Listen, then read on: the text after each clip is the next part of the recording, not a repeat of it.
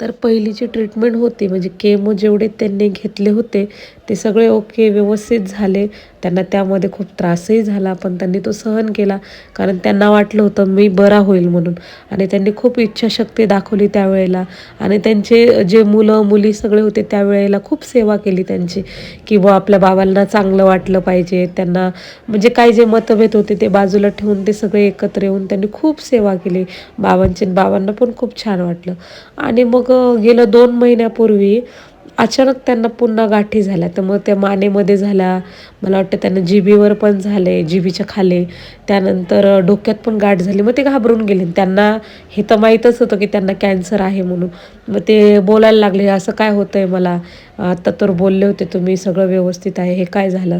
आणि ते घाबरून गेले. ते इतके घाबरले त्या टायमामध्ये आणि मग ह्यांनी पुन्हा ट्रीटमेंटला सुरुवात केली आणि फक्त 2च महिने त्यावेळेस त्यांनी बर्थडे वगैरे सगळं छान त्यांचं सेलिब्रेट केलं.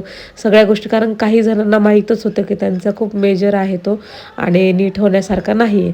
मग 2 महिन्यामध्ये जे काय करायचं ते केलं आणि त्यानंतर अचानक त्यांना खूप त्रास व्हायला लागला. त्रास म्हणजे असा की त्यांना चालता फिरता येत नव्हतं. एकदम एका जागीच होते. मग त्यांना दवाखान्यात ॲडमिट केलं तर त्या डॉक्टरांनी डायरेक्ट ICUमध्ये टाकायला लावलं. ICUमध्ये ते बिचारे 18 दिवस फाईट करत होते कॅन्सरसोबत. खूप बेकार अवस्था होती. आम्ही स्वतः डोळ्यांनी बघितलं. खूप बेकार. असं वाटत होतं त्यांना त्रास झाल्यापेक्षा त्यांना म्हणजे ते गेलेले बरे इतपत सगळ्यांची मनस्थिती झाली होती. खूप त्रास होत होता त्यांना आणि नंतर तर ते बोलायचे नाही, काहीच नाही. डायरेक्ट एकदम कोमात जातात तसं झालं होतं त्यांना. मग सगळ्यांची अवस्था पण खराब झाली होती. मग 18 दिवस बरोबर ते ICUमध्ये राहिले आणि तरीही कोणी होप सोडली नाही आणि शेवटी म्हणतात ना ते देवाज्ञा असल्यासारखं म्हणा किंवा काय असेल ते शेवटी त्यांचे दिवस तेवढेच होते.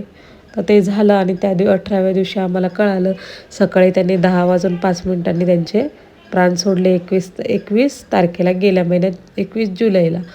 तर खूप वाईट वाटलं की त्यांना जगायचं होतं, पण ते खूप घाबरून गेले. नेक्स्ट टाईम त्यांना जे झालं त्याला ते खूप घाबरून गेले आणि त्यांनी त्या गोष्टीची धास्ती धरली म्हणा आणि परत तो कॅन्सर पूर्ण शरीरात पसरला पण होता. त्यांना खूप वेदना होत होत्या. देवाने त्यांना नेलं आणि असं म्हणावं लागेल चांगलंच झालं कारण की त्यांना खूप त्रास होता. तो त्रास बघणं असहाय्य होता. त्यांच्या जीवाला खूप वेदना होतात. ते जिथं कुठं असो आत्ता सध्या पण ते खूप म्हणजे त्यांना चांगलं आयुष्य द्यावा देवानी. बस हीच ईश्वरचरणी प्रार्थना करते. भेटूया नेक्स्ट व्लॉगमध्ये.